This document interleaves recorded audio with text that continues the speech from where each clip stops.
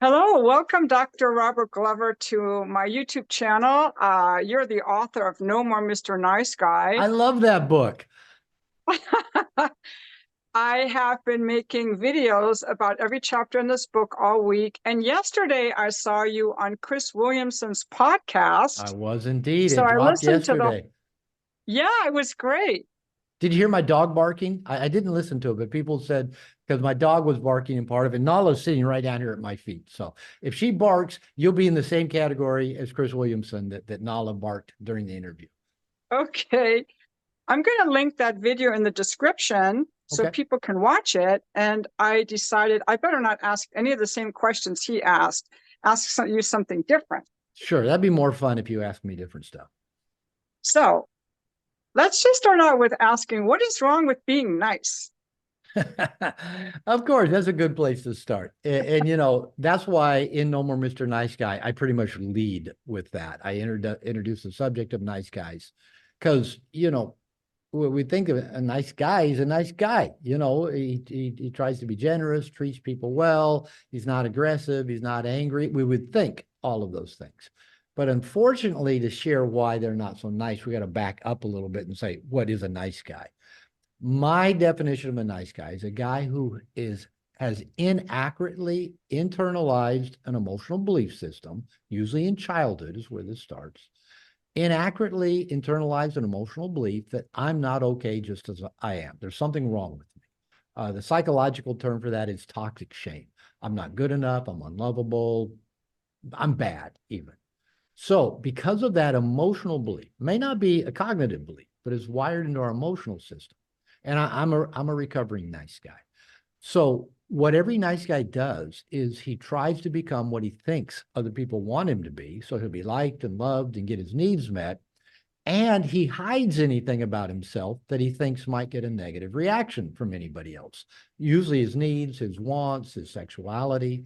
So what you have here is this guy who's living by what I call a covert contract, that if I'm good, I'll be liked and loved. If I meet other people's needs without them having to ask, they'll meet my needs without me having to ask. And if I do everything right, I'll have a smooth, problem-free life. And when these covert contracts don't work, when not everybody likes them or loves them, or the woman that they've been listening to talk about their problems and he made her car payment for her, she doesn't want to be his girlfriend or have sex with them. Or when they give to other people and other people don't give back, or when they think they've done everything right, but yet things don't go so smoothly, nice guys can get really frustrated. They can be very indirect, very passive aggressive, even rageful. Nice guys, by their very nature, are inauthentic. You don't know who they really are. They don't let you see the real you. So that makes them not nice because they're not honest. They're not transparent, and they won't let you know what they really want. They won't let you know when they're really upset at you, but you find out sooner or later. So all these different things add up to nice guys typically, especially the closer you get to them, you'll find out that they're not so nice. Mm-hmm. So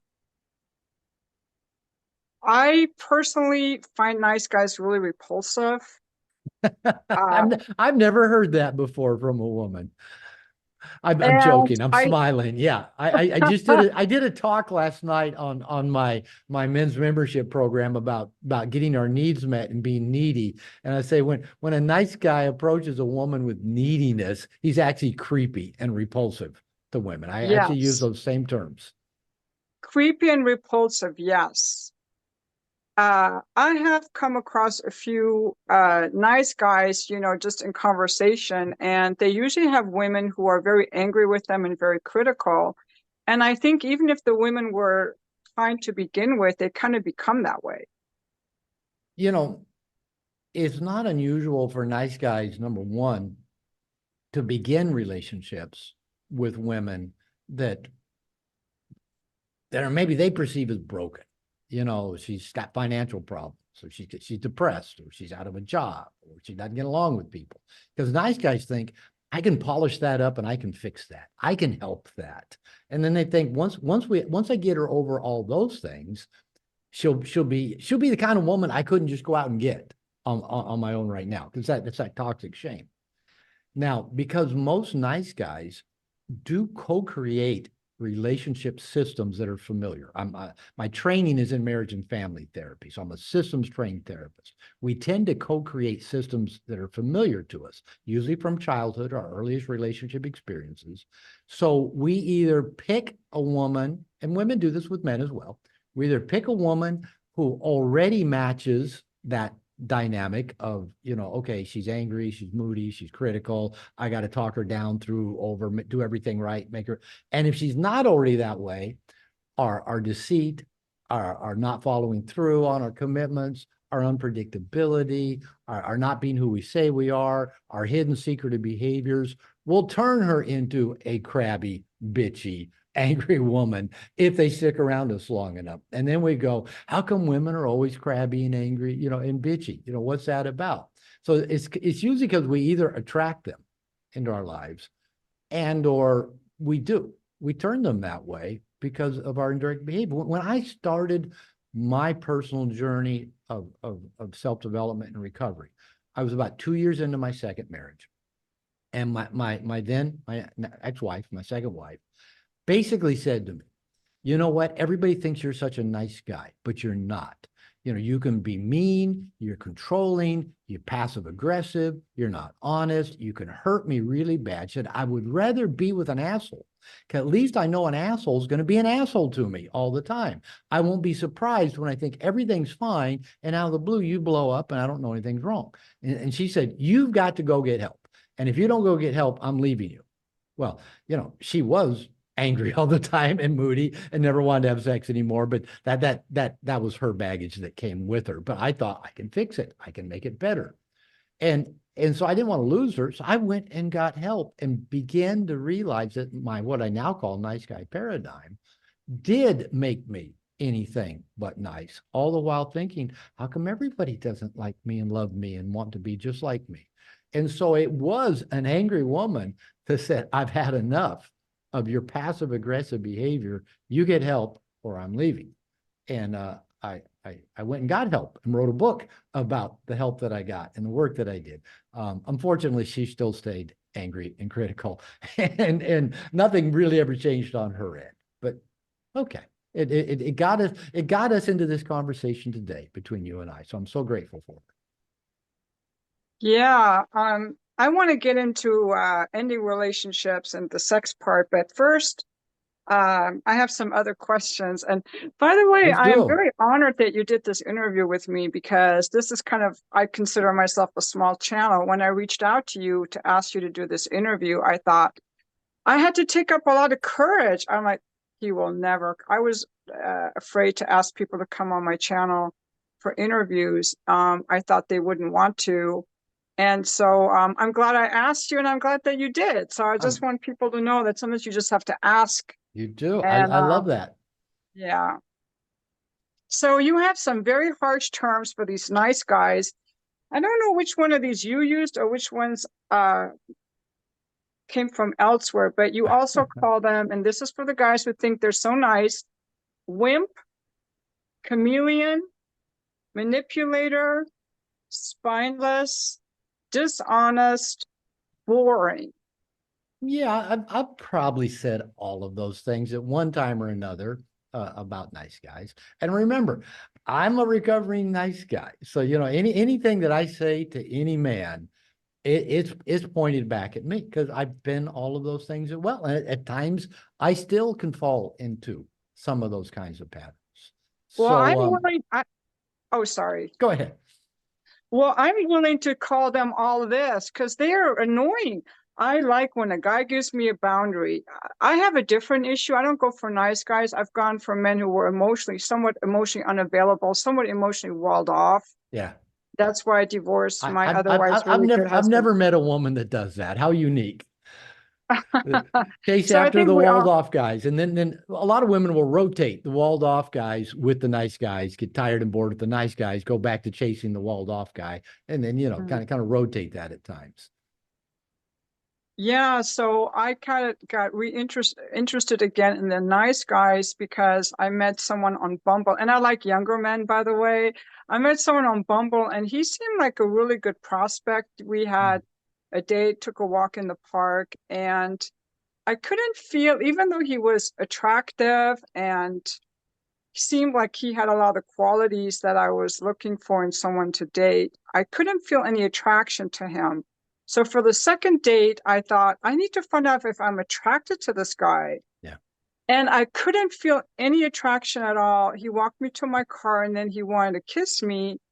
And I said, I don't know why, but I don't feel like kissing you. We had a conversation and he had done many years of therapy. So he was actually a really good communicator. And I said, I don't feel your sexual energy. I don't feel it. And he admitted that he had kind of suppressed it because he thought, it wasn't nice. Wasn't nice.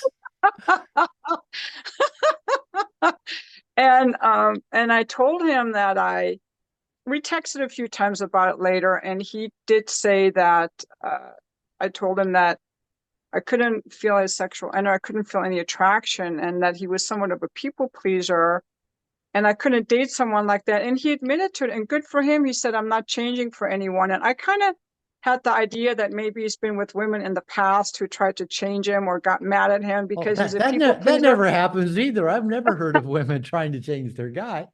And then he got to the point where he's like, I'm not changing for anyone, which I thought was really good. But I did tell him to read your book, and he seemed interested in it. But that was my experience with, that was my only experience with actually trying to date a nice guy. And I just wonder if that's typically what women feel, because usually nice guys seem to get women. Well, yes, there's about three questions in there I can address. One, do women often feel what you felt with nice guys? Yes. Women have told me that for years. Even women, when I was a marriage therapist, women who were married to a nice guy say, I love him. I want to feel something for him, but I don't. And then they feel bad, right? And maybe even going on a date with a guy, he seems like a great guy. He's done therapy, he's a good communicator. He's younger, right? You're in your wheelhouse, and you go, but I just don't feel it. Now, there's probably any number of things that are going on here. And so let me kind of, take a poke at a few of them.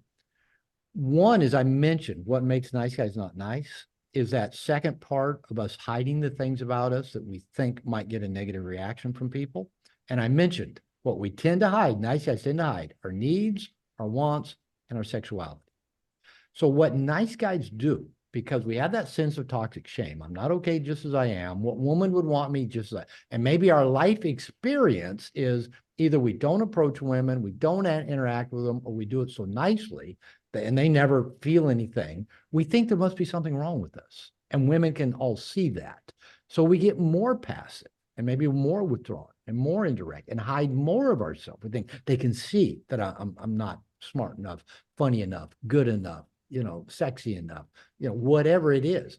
So nice guys resort to what I call nice guy seduction. They repress their sexuality. They hide what they really want. And they act like, I'm going to be your friend. I'll be nice. We'll have good conversations. I'll listen to you talk about your problems, including the jerk that you keep going back to who treats you so badly. I'll listen to that. If necessary, I'll make your car payment. I'll get off work to drive you somewhere. I'll send you flowers to your work. So all the other women go, oh, look, somebody sent her flowers. It's nice guy seduction. It's all that giving to get, what I call the covert contracts, and believing if we can be different from the other bad men we've heard women complain about who only want one thing. All right, I'll hide that one thing. I'll be different than the other men. And if I do all those nice things while hiding my sexual intention, I tell men all the time, by the way, women know why we're talking to them. They know we're talking to them because they have breasts and we want to see them naked. All the things we do to try to fool them into thinking that's not true, women see right through it. Am I right about that? Yeah, you're nodding your head and smiling. Okay, so here's a nice guy strategy. If I hide my sexual agenda from this woman, maybe she'll want to get naked with me. Now, how much sense does that make? But nice, I bought into that. I did that for many, many years, from my teenage years into my adult life. I wasn't into my late 40s when I figured out that's not a good strategy. repress, hide my sexual interest in this woman and repress the fact that I am talking to her because she has breasts and she knows that and she's probably okay with the fact that I'm talking to her because she has breasts. I don't have to hide that from her. Now, because nice guys tend to be uncomfortable with that, then they'll go to like a dating boot camp or some guru or watch YouTube videos. Then they'll try all these kind of snarky pickup lines and then they'll like come on way too strong because they're just not comfortable with their own sexuality. So that's part of what makes it difficult to be attracted to the nice guy. He's repressed the things that would light a fire in you, that make you have a little tingle right down there and go, wonder what it'd be like if he held me. What would it be like if he kissed me? That's not there. He kisses you and you go, not so much, right? Okay, so there's one piece of it. It's what the guy's repressing. A second piece, and I teach a whole course on this. I call it positive emotional tension. And the core aspect of my theory is that women in general have to experience emotional tension, some sort of emotional state to feel attracted to a man, aroused by him, and stay attached to him over time. Now, unfortunately, most men are uncomfortable with most emotional tension, especially relational emotional tension. Men are so uncomfortable with emotional tension, even our few ventures into emotional tension, like sporting events and action flicks, they all have clocks on them. We know the Tom Cruise, Mission Impossible movie is going to be done in 2 hours. We know our football game is going to be done after 4 quarters on the clock. They even put a clock on baseball, sacrilegious, but there's even a clock on baseball now, just because men can't handle how's this going to end? How long is it going to take? I need it to be over. So men will go about either never creating emotional tension that might turn women on, or if the woman's creating some emotional tension, either positive, PET, or negative, NET, if the woman's creating emotional tension, the guy will work really hard to put that out really quickly. Like you might be doing a shit test with him. And he goes, I got to fix that. I got to make this better really quick. And then you're going, oh, fuck, he just failed the shit test. He didn't have any balls. He didn't have a backbone. He didn't stand up to me. He didn't smile and make a joke out of the fact that I was being a little bit bitchy or taking control there, right? He fails the test because he's trying to get everything to smooth. Most women do not want smooth. You want the drama. You want the unpredictability. You want the anticipation. He loves me not. You want the uncertainty. You want the playfulness. You want the leadership. You're okay with the fact that he is dominant at times, and you get to submit to that and say yes. But guys are thinking that'll make me a bad man. Even using words like dominance and submission for most nice guys. Can we even say those words, right? So and you're laughing going, yes, please say it. So there's a second piece, okay? Here's a third piece why you and other women don't feel something with the nice guy. And a term you may be familiar with. Some people still kind of scratch their head like they never heard it. But the term Madonna whore. And what that is when people, let's say guys, classify women in one of 2 archetypes, basically. The Madonna is the mother of Jesus. Madonna, pure, virgin, never had sex, even though Jesus did have brothers and sisters. So apparently she did get laid by Joseph a time or 2. And then we have the whores over here. These are the women you don't marry. These are the women you don't bring home to meet your mother. These are the women, you go get nasty with, you get dirty with. It's hidden though, it's secretive. So what happens for a lot of men, and especially for nice guys, is a couple of different dynamics can happen when they're little boys with their mothers. Every little boy goes through probably at least 2 or 3 stages in their development of wanting to possess their mother. They want mommy all of themselves. They want mommy to approve of everything about them and love only them and approve of their pee-pee. They want mommy to marry them someday. Little boys will say that, mommy, I'm going to marry you someday. Little girls don't tend to say that to the father. The boys say that to their mother. They want to possess their mother. So because they want mother's approval, they'll go through these phases of, like touching mommy's breast or mommy's butt or exposing their penis to her or trying, running through the room so mommy will see them doing the little things. Now, here's the thing that happens. If the boy has a fear, now it could be, he's only 3 or 5, so it's not, if his thinking mind isn't rational. If he has a fear that I do something overtly sexual and mommy either disapproves of that, that'll make me bad. That'll make mommy mad.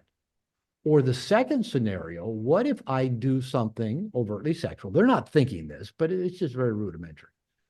If I do something overtly sexual, and what if mommy lets me? Now we got the whole Freudian Oedipal complex coming in. And what if mommy lets me? And then what if daddy finds out and daddy kills me? You know, there really is this emotional dynamic. And what happens in most older primitive culture, this is all really normal. And if mom is not emotionally invested in her son, if mom has good boundaries and is a loving mother, but not overly involved or emotionally using her son, and if the boy has a good relationship with his father, at some stage, 8, 10, 11, 12 years old, the father basically takes the son out of that little love triangle that he has with his mother and initiates him into the world of the masculine. Now he's free to go connect with other women who are appropriate for him. Now, if that stuff never happens, if he doesn't get through that stuff with mom, if there's not a healthy, safe male figure to take him out and initiate him into the world of the masculine, he stays what I call monogamous to his mother. There's a line in a movie in the book called Choke, written by Chuck Palahniuk, who wrote Fight Club. And the line in the movie says, if your mother is your first spouse, every other woman feels like a mistress. And that's true. I write about that in No More Mr. Nice Guy, that monogamous to mom thing. Okay, so here's the deal. So what happens for a lot of little nice guys is that we start repressing all of our sexuality from the good woman mother, the Madonna, okay? The good woman is not sexual. The good woman will be offended by our sexuality. And so men grow up through adolescence and we're basically their only sexual access they have is, in my age, dad's porn magazines we found underneath the mattress. My son's age, they grew up during broadband internet and, they got porn just nonstop. So what happens is all the sexual energy goes into the dark, hidden, bad, guilt-ridden, toxic, shame-filled, guilt-filled sexuality of the bad girls, the whores. This might be, the women in porn. It might be, the massage therapists, the hookers, the streetwalkers, the escorts, whatever the guy goes, I can go be sexual with that woman because she's not a good girl. She's a bad girl. But with the good girls, I'm a good boy. I'm a nice boy. I will not offend them with my sexuality. So what happens is that, and men they're not aware of this dichotomy, but what happens is the women are. Women feel it. They feel, what's wrong with this? He says he loves me. He does everything for me, but something's missing. What's the piece that's missing? Well, what's missing is because he wants your approval. If it's a date, a walking in the park date, if he wants your approval, he can't trot out his sexual agenda for going on a date. He's got to keep that packed away.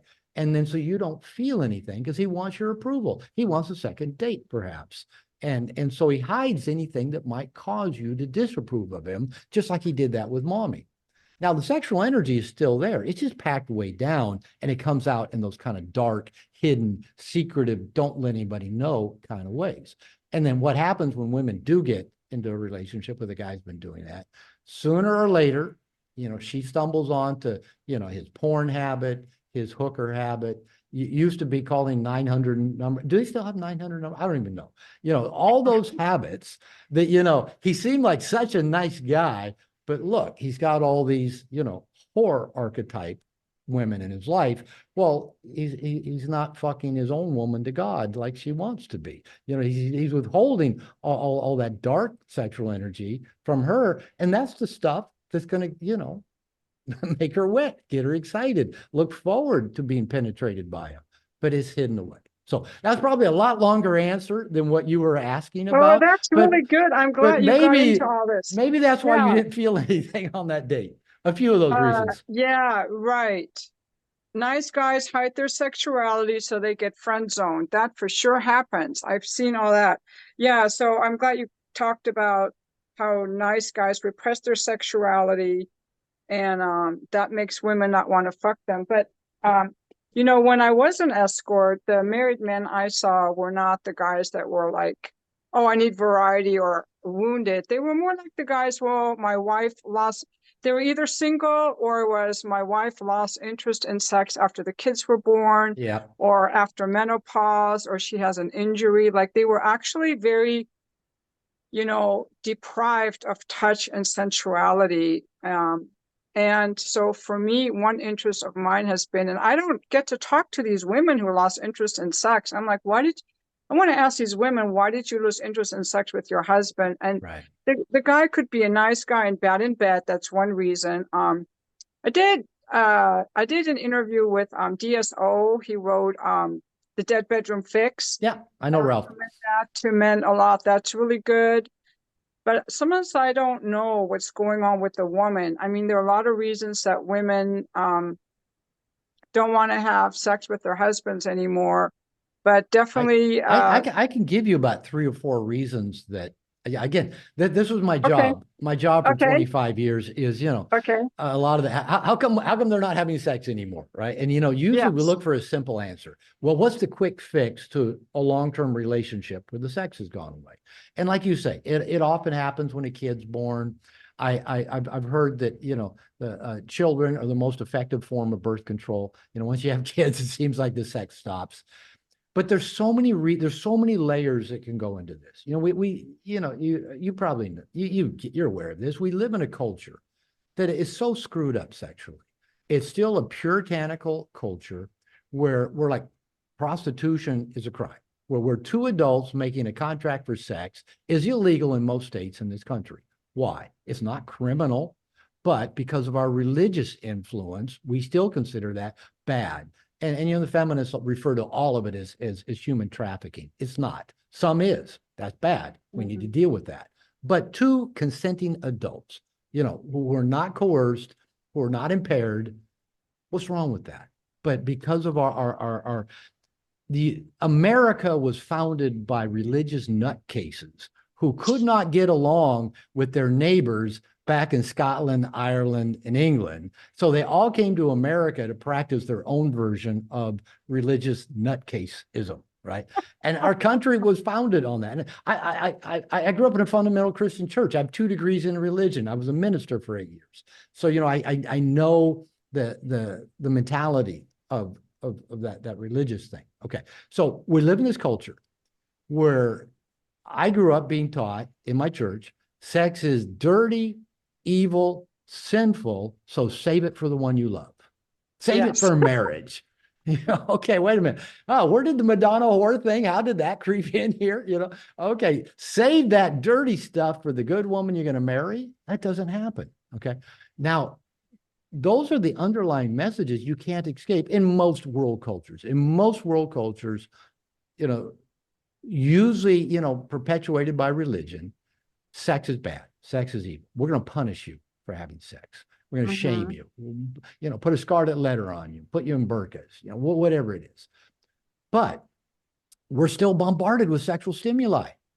Every car commercial, television shows, music videos, Hollywood, we're bombarded with sexual stimuli of every kind while being told you should not be attracted to or aroused by this because that makes you bad.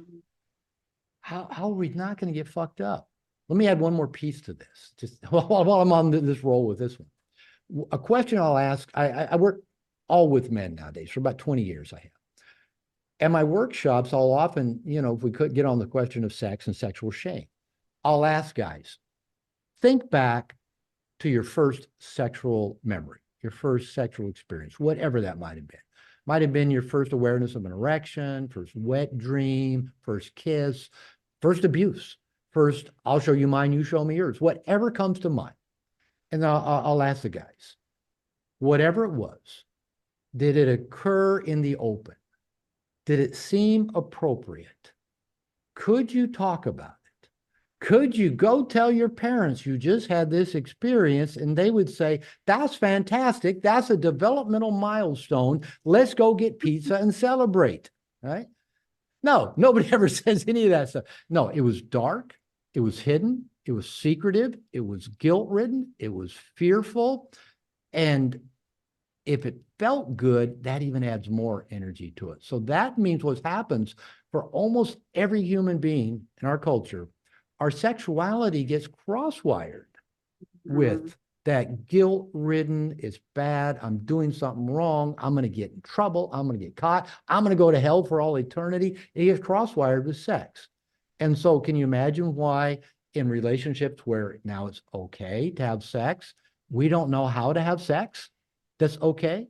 We only know how to have sex that, okay, I have anxiety, that feels normal. I have shame, that feels normal. I'm feeling guilty, that feels normal. I got to hurry up with this, that feels normal.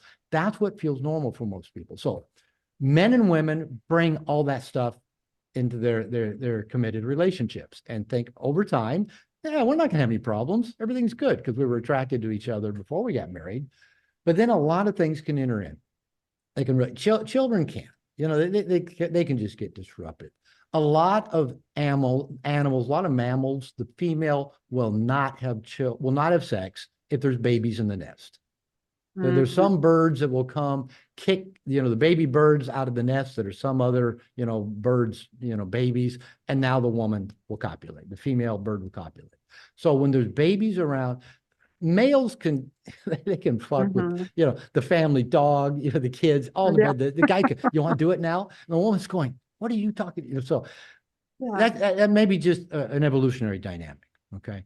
But several pieces can get layered into this over time. Number one, if either of them, and it's more often the woman, breaks any kind of early sexual trauma to the experience, now that tends to, come up and feels painful, so they tend to shut down their sexuality. So sexual trauma can have that effect. Another piece is that maybe the man isn't good in bed. Maybe he's a lazy lover. Maybe he doesn't know how to perform. And I don't like to use the word sex and performance in the same sentence, but maybe he's never learned how to be good. And maybe he does come too quickly. Maybe he doesn't stay hard. Maybe he doesn't know how to work around those things and compensate for them. Maybe he just gets his and okay, that was good sex, right? So there's lots of that could happen. Another really common piece I've saw with couples, especially with nice guys, is that the guy has told so many lies, so many half-truths, left out so many details that were important, hidden so many things, got found out so many times because of all of his nice guy, I don't want to be found out, that all those breaches of trust just kill the woman's sexual passion and ability to open up and let herself be opened and dominated and penetrated by it. She doesn't trust him. And, I've said for years to men, for women, trust equals lust. You kill the trust, you're going to kill the lust. And so that killing of lust with 1,000, broken promises, 1,000, I didn't tell you the whole truth, 1,000, oh, yeah, that was a lie, 1,000, oh, how'd you find out? After a while, the women they don't want to be penetrated by that. Now, those pieces, so many of those pieces can add up. And I'm going to add one more piece to this, is that sex, for sex to be sex, there has to be a polarity. Polarity requires a dominance and a submission. There has to be a top, there has to be a bottom, there has to be a pitcher, there has to be a catcher. It doesn't matter who it is, but there has to be one of each. Otherwise, you just have two bodies laying next to each other waiting for something to happen. Somebody's got to be penetrating and somebody has to be penetrated. And I'm using that emotionally, metaphorically, physically, but that could be, in a good relationship, that's reciprocal. It gets traded back and forth. That makes it fun. So what happens for a lot of women in today's culture, and again, especially if they have children, and especially if they have careers, they have jobs. And, most women, your age, my age, growing up being told, your highest calling is to have a career. Don't ever be dependent on a man, go for your career. And so what happens is women are operating in what I'll call their energetic masculine. Energetically, with this polarity, masculine does, feminine is done too. Work is masculine. Taking care of children is masculine. Cooking dinner is masculine. Doing the laundry is masculine. They're masculine in that they all involve doing. Feminine is being done too. And for a feminine creature, if you're in your masculine day in, day out, and then your husband gets that look about him and maybe starts, kind of rubbing your back, hoping that you'll get in the mood for sex, or even says, I don't guess you want sex tonight, would you? It feels like one more fucking, check on the checklist that you have to get done before you can go to sleep tonight and get up tomorrow and start it all over again. It feels like one more masculine burden that you got to check off to make him happy. And after a while, that you don't have the energy for it. And again, most men don't know how to lead a woman back into the feminine place where she does want to be opened and does want to submit and does want to let go and does want to be penetrated. So Again, let's most talk men are about not that. skilled. I know you said so many things that I'm not gonna be able to ask you all the questions, but related to this. Okay, because I was going to ask you about the motherhood being dominant energy, because there's also this trad wife movement. Women thinking, oh, I'm in my feminine. I'm home with the kids. That, by the way, is over. I was a stay-at-home mom for many years, Yeah. so I'm home with the kids. And then for me, what was really, I was looking forward to like dates with my husband or good sex with my husband. And, I didn't really get any of that. He always wanted to take the kids along. But I want to, okay, I want to get Yeah, yeah. into Yeah, he wanted the kids in the bed with him, not you. Right? Yeah, no, but when we went out, or took Yeah. trips, always the kids, and I was just trying to that was the emotional unavailability part there. But what I wanted to ask you about, I kind of want to tie all this, this all ties in together to why a lot of women do not want to have sex, because some of the script that we women have is our values, our virginity. When I was growing up, I'm 62, so when I was growing up in the 70s, women were still told that women like me who explored our sexuality in high school had daddy issues, were broken, and women. And when I was married, even I remember thinking, I can't let him know that I like it or what I like because he'll disrespect me. So women also have this Madonna Oh, whore yeah. complex of, Oh, yeah. I shouldn't like it. And therefore they're not speaking up. And I think that's what makes them not want to have sex. And they don't really know why. Because it took me until my 50s to figure out what I liked or didn't like. I'm like, I don't. And sometimes women think they don't like sex because they don't like the sex that they're having, because men and women don't understand the differences and what attracts us, like love doesn't create desire and all this stuff. But if we want to have, one thing I'm really passionate about is helping couples have sex in their relationship, improving the sex in their relationship. And so what would be required for the woman to want to have sex, knowing all these like limitations that come up, and and um uh, and also we're kind of related to that. I do agree that most women want to be dominated, and Yeah. then men always are, so I don't want to hurt you, and I don't want to be the controlling asshole that my dad yeah, was, or I've heard you all the women complain. And again, because we men are so black and white. If we hear a couple women complain about this thing in a man, I better not be that, because women don't like that thing. And I promise you, even me, using the word dominance and submission with you, I even still feel this is going to come back on me. I use the terms because I can't think of a better term to use. And mhm. in general, I'm going to say in general, that a woman who is attracted to her man, is, likes herself sexually, does want the man to set the tone and lead. Now, that doesn't mean be in control. It just means show up with a plan. I took salsa lessons when I was in my late 40s, early 50s. And that was the best thing I ever learned about how to interact with women, because you got to lead and you got to follow. Somebody's job is to lead. I'm the designated lead. If I don't lead, we're going to stand there on the dance floor. And the feedback that I got from instructor after instructor, and my first few salsa instructors were women, they were lesbians. And so, they were giving me, and the women I was dancing with in these classes kept giving me the same feedback. Be clear, be bold, lead me, let me know where we're going. Because I was so programmed, oh, don't be bold, clear, don't lead, because again, I thought that'd make me the controlling asshole of a man. So if a woman trusts a man, in general, let me just say it this way. Most women can be the strongest person in the room if they have to, but it doesn't mean that they want to. All right. I'll use the example. If you go to like live music concerts, and especially if it's an outdoor venue or not a real big like Coliseum, you'll always see up near the front of the stage a woman dancing by herself, two women dancing together, a few women just, women love to be spun, and watch two women trying to, get really the other person to spin them. But they both want to be spun. And that's the example I use for what the woman wants. She wants the man to spin her. Right.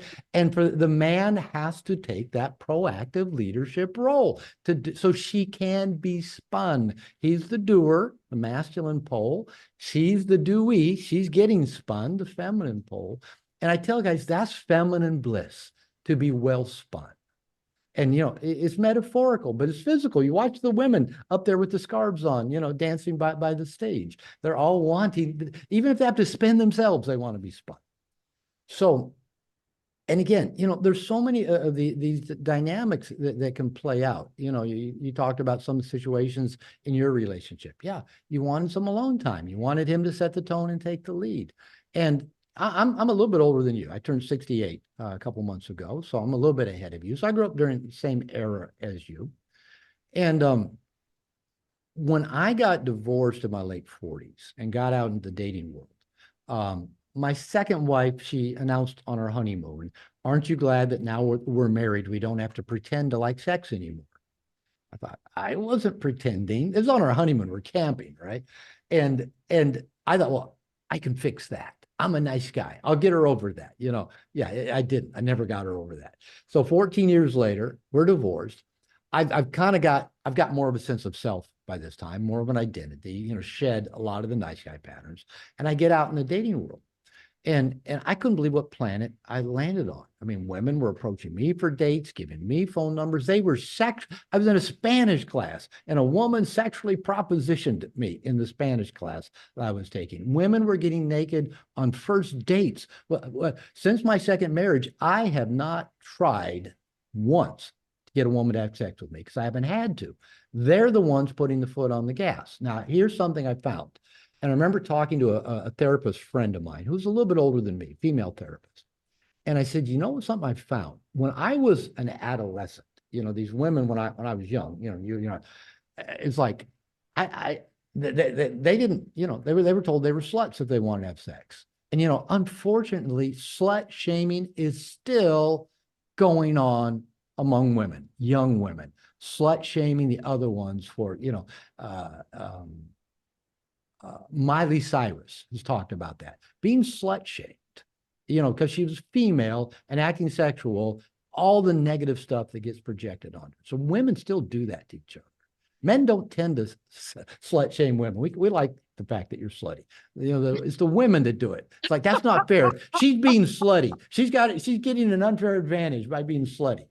So, but what I found is the women that I was dating that were in their like late 30s, usually 35 is about the lower part, but in their 40s and into their mid 40s, fucking loved sex.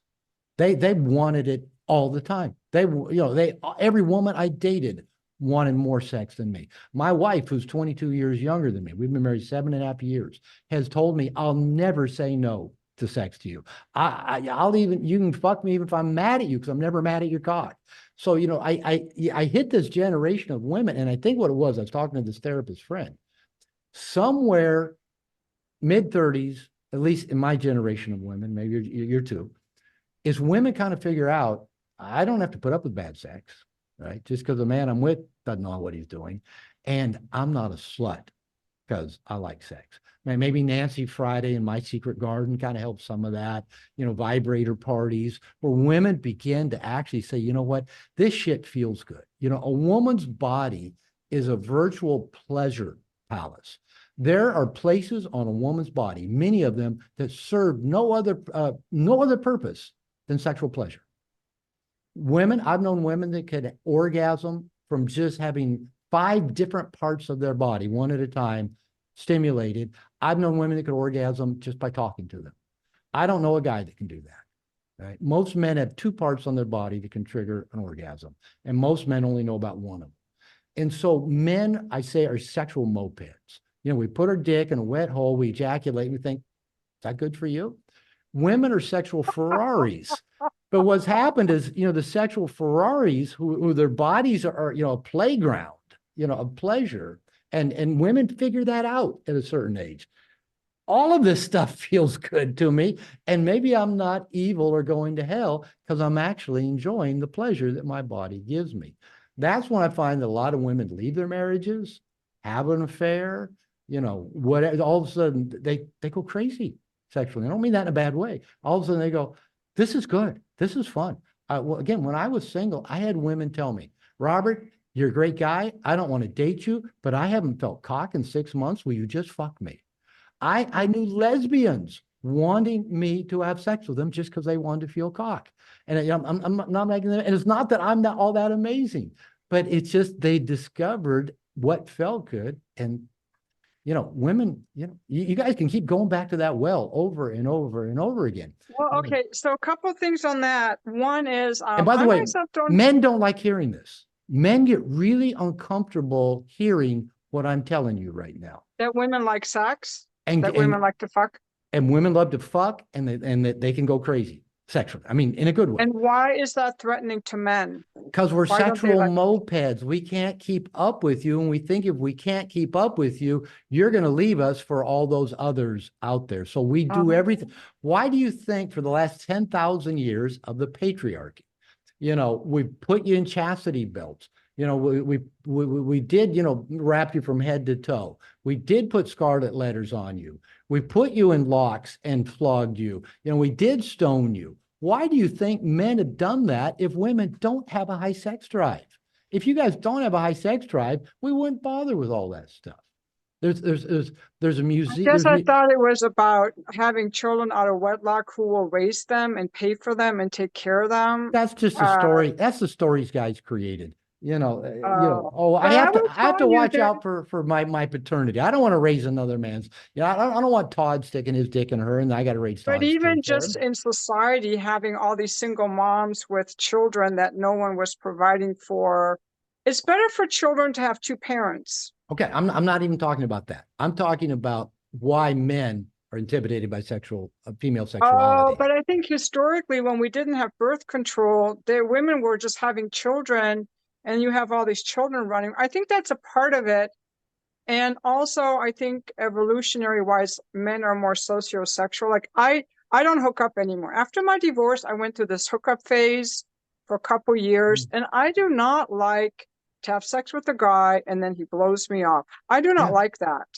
I don't either. I don't like doing that with women or you know, whatever and it I is. think that's why I don't approach men to ride their dick. No matter how horny I am, most women I think are not going to do that because we would rather have sex in a relationship, whereas men are more easily able to compartmentalize. And I know there are more promiscuous women and some polyamorous women, but in general, women are going to enjoy sex more in a relationship, and they're not going to just want to like have sex with some guy they never see. None of my friends do. And I don't either. I'm not preaching that. That's not even what I'm talking about. You asked the question, why does what I just shared scare men? You're talking about a whole different subject. You're right. Here's the deal.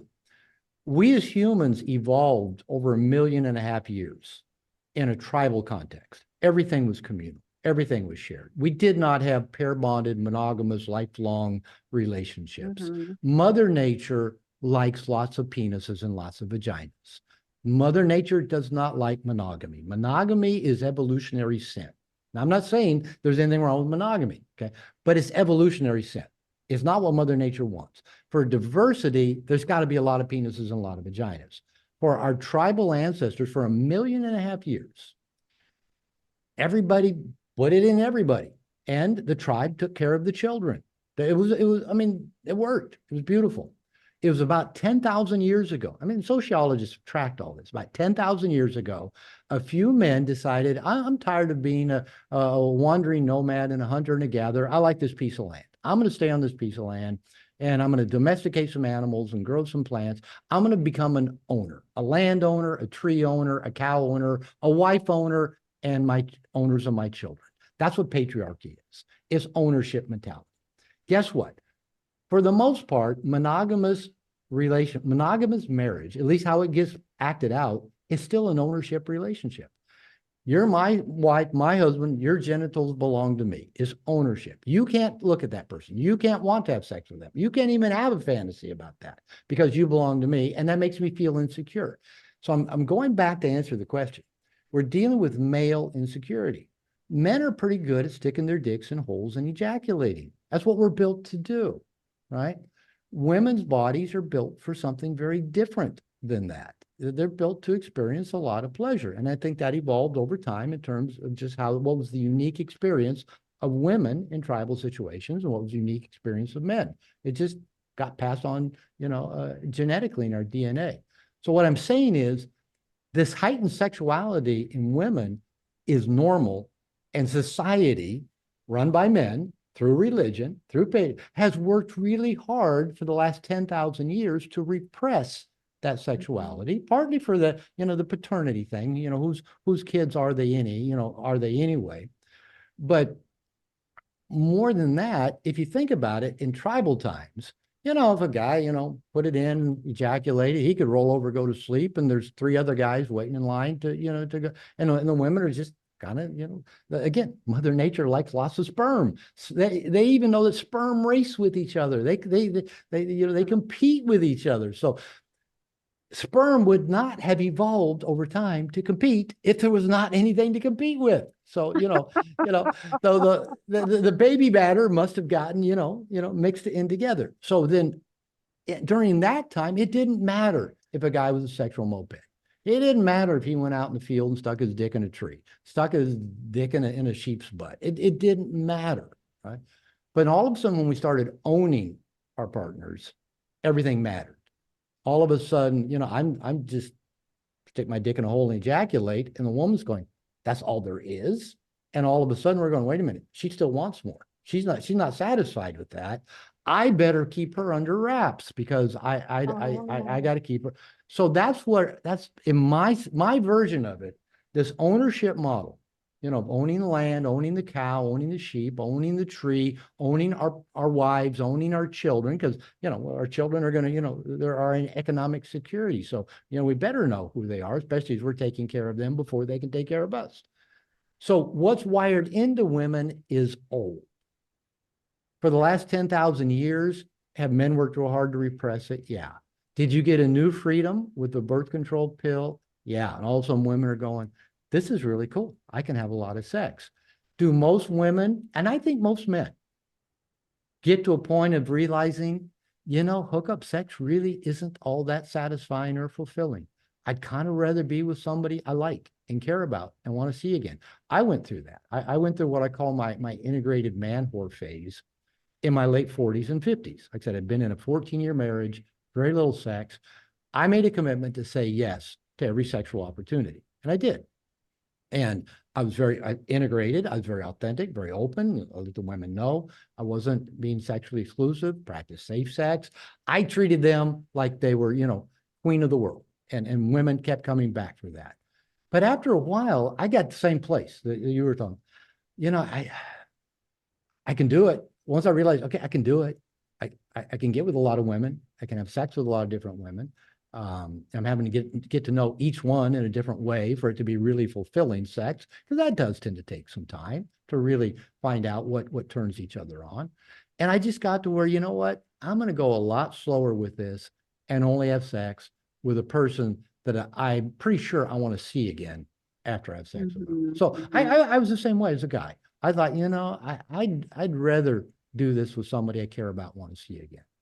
But and I think that some of the sex researchers I follow they do say, yeah, that we're more like into serial monogamy. And I think in those old tribes, if people were having sex with other people in the tribe, you know, they had some kind of relationship. Whereas now They these did. guys are like, rail and bail, I'm going to fuck you and ghost you. And often they're not even that good in bed. But, Whale you and know, bail. I love that. I That's guess the because I was sexual fucking moped guys I'm that talking about. I I'm, was I'm with you. fucking, I'm with you.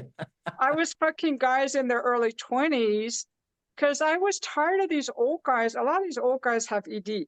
I want to ask you, okay, just a quick thing. I'm an old guy, so you can ask me anything you want. Yeah, but you actually, I'm sure that women approached you because you have a very confident, masculine, like you look physically strong, you look confident. The goatee is a little edgy. You know, I would consider you like an attractive man. For an old guy, right? And I'm sure that, and for attractive men, women will approach you and come on to you and stuff like that. But what's on the dating apps and what I came across is there are a lot of men who are in their 50s, they have good jobs, they're divorced, they've got kids, they've got, you know, they're stable, they Yeah. have marriage experience.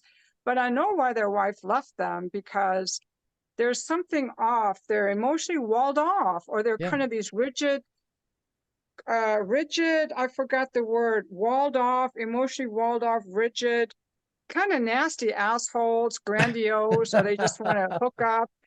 They're not authentic. There you But go. I want to ask you, I don't want to go into too many side things. I wanted to ask you again, coming back to the relationship. So say couple's been married 10, 15, 20 years, and the man is telling me, or he's saying, you know, or men watching this are like, my wife has no interest in sex. Usually I'll ask, did she ever?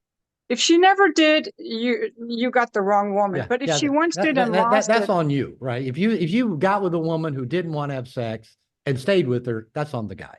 yeah, and some guys don't realize that, oh yeah, she never did. Okay.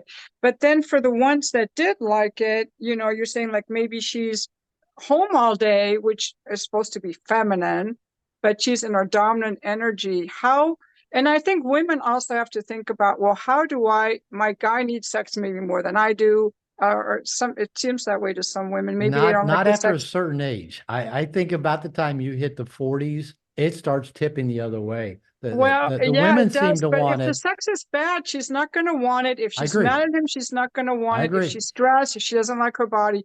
All the So above. I guess I'm wondering, like, what can the man do instead of like, hey, you want to have sex? Like, how can he get her? What can a man do to revive his sex life? And what is the role of women? And, you know, because they have a role too as a partner in the relationship to do something about their lagging libido.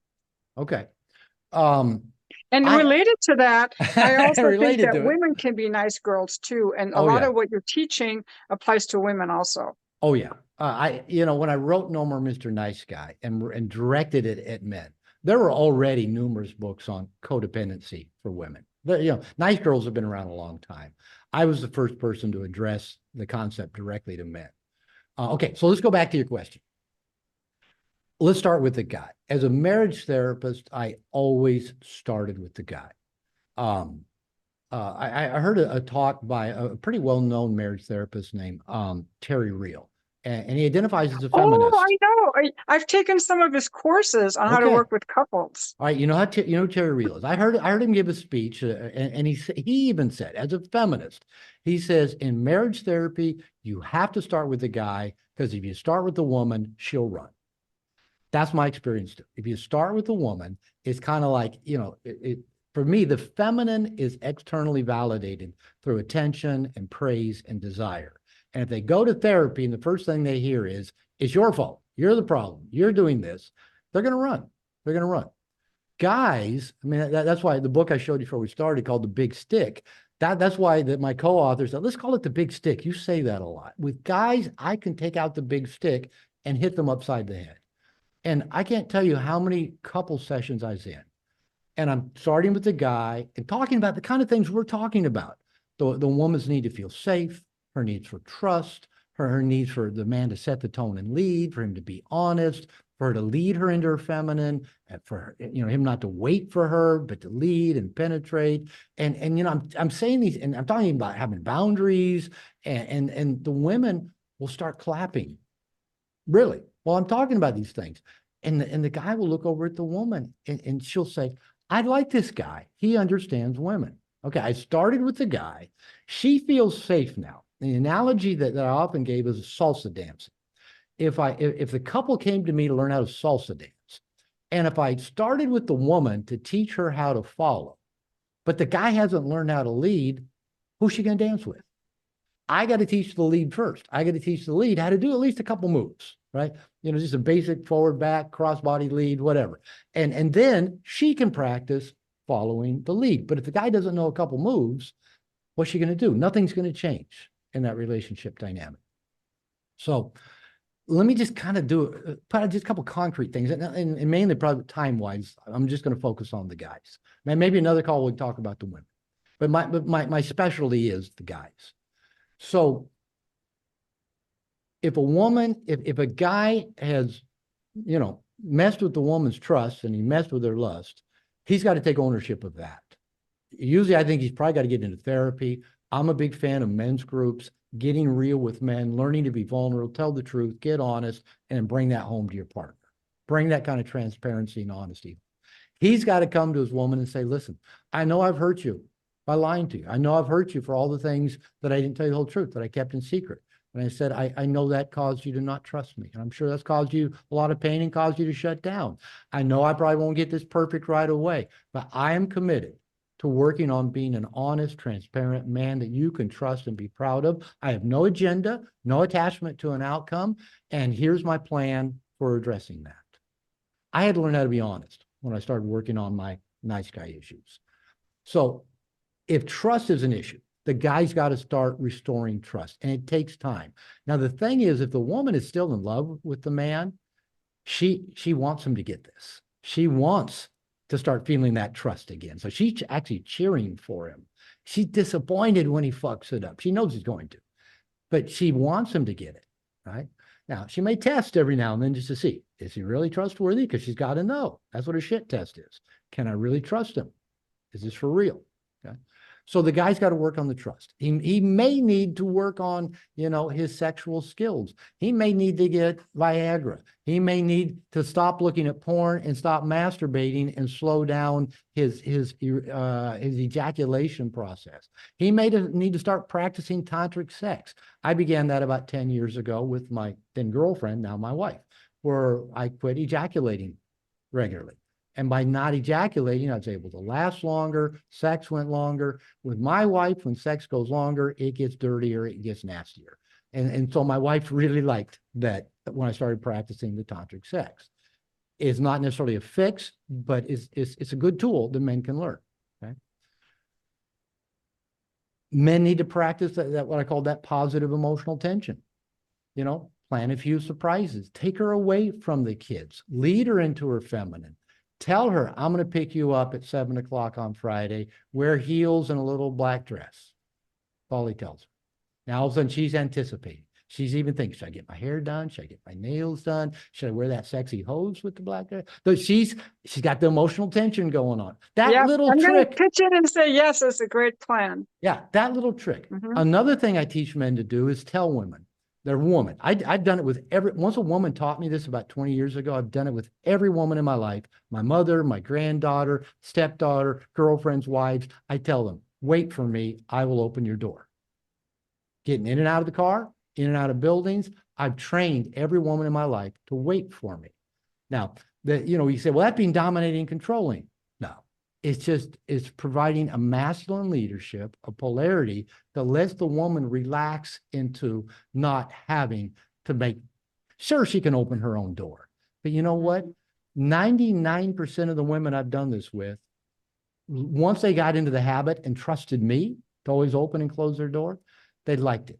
And then as soon as you forget it one time, they're pissed off. Wait a minute, you've trained me, now that you're the one who forgot. So do those little kind of things that create a little bit of that dominance.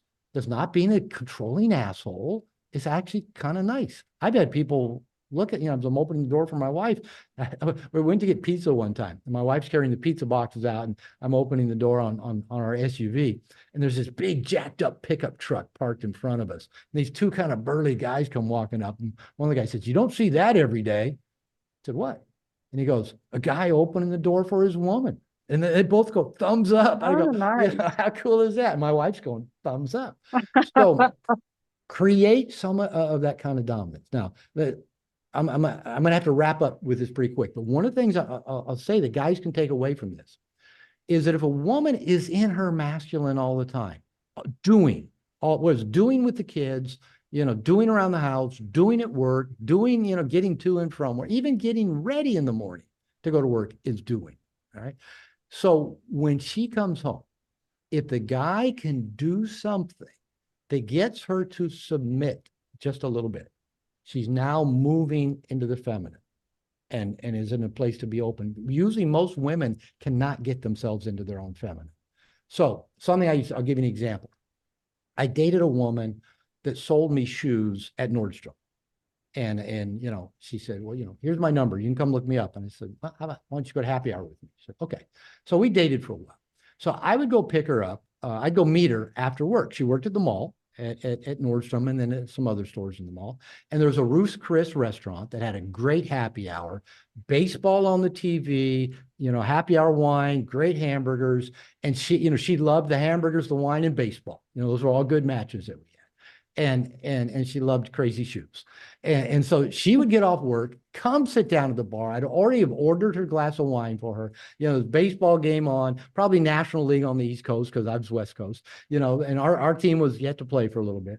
And she would start unloading, the customers, the management, the coworkers, bitchy, because she's been in her masculine all day serving people. And I'd say, stop. I'd take my phone out, put it on the bar. I'd set it for 5 minutes. And I said, you've got my undivided attention for 5 minutes. And then we're going to drink wine, eat cheeseburgers, and watch baseball. I'd set the timer. She would bitch for about a minute and a half. She was ready to be done with that. She was ready to let go of that, relax, and be receptive to the goodies that we're waiting for. That's feminine, right?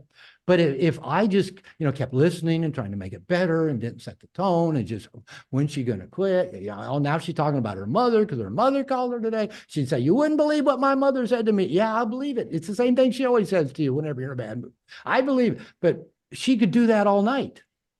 But if I put her on the clock for 5 minutes and say, you got my undivided attention, and gave her my undivided attention, she wouldn't go the full 5 minutes. So I think that's a really good example. But I also want to say, I don't believe that women should do that. I think women have to not use men as dumping grounds. Like I like, but I like that. I like the whole boundary you're giving because that makes her feel relaxed. It makes her feel she can trust you.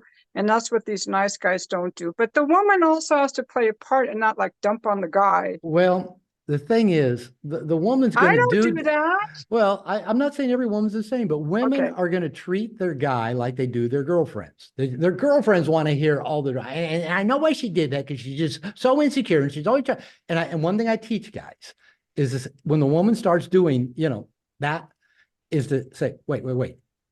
Okay, I'm a guy, right? And she, yeah. You want me to be your guy, right? You don't want me to be your girlfriend. No. I want you to be my boyfriend. All right. I'm a guy. Give me the guy version. Oh, Jessica really pissed me off at work today. That's the guy version. We're done. I know why you're in a bad mood. I didn't have to hear your psychoanalysis of Jessica and why she behaves for the 15th time. So you're right. The women shouldn't do it, but they do. And I tell men, if you let the woman do it, she will turn you into a boyfriend with a penis, a girlfriend with a penis. That girlfriend with a penis is like, and most women don't want to have sex with their girlfriend. So if you're sitting there listening to her like you're her best girlfriend, having sex with you never even crosses her mind. No. I know you have to go, but I just really wanted to say your books. I have 2 of them already. All right, you got 2. Let me hold up 2 that you don't have. Big Stick, I co-authored with Tony Endelman. This is my most recent. That's a big stick, as everything I've taught in the last 30 years. And the other Dating Essentials for Men is Dating Essentials for Men FAQ, frequently asked questions. So you've got 2, I got the other 2 right here. And then you have a new website for the men's group. I do. integrationnation.net. That's my new men's program We've got up to 9 virtual calls a week. Every Thursday, there's a call that I'm on. I teach a lesson. We have Q&A. And we're going to be adding in-person meetups around the world, where we're going to have peer-led support groups. We got all kinds of community for men, because I'm a believer men need that community with men to be our best selves. When I was a marriage therapist, I told couples that walked in my office, the best thing both of you can do is have good same-sex friends. So I think most things where men are not performing at their best, the answer is to get with good men and level up. So that's what I'm trying to do with Integration Nation. Well, thank you so much. It's been such an honor to speak with you. This was fun. I mostly get interviewed by men. And so, and even when, I went, and looked up your YouTube channel, I go, oh, it's a lady. So I thought, okay, cool. So I thought, no, this will be fun. And so it has been fun. I'd love to do it again. So invite me back. Oh, thank you. Okay.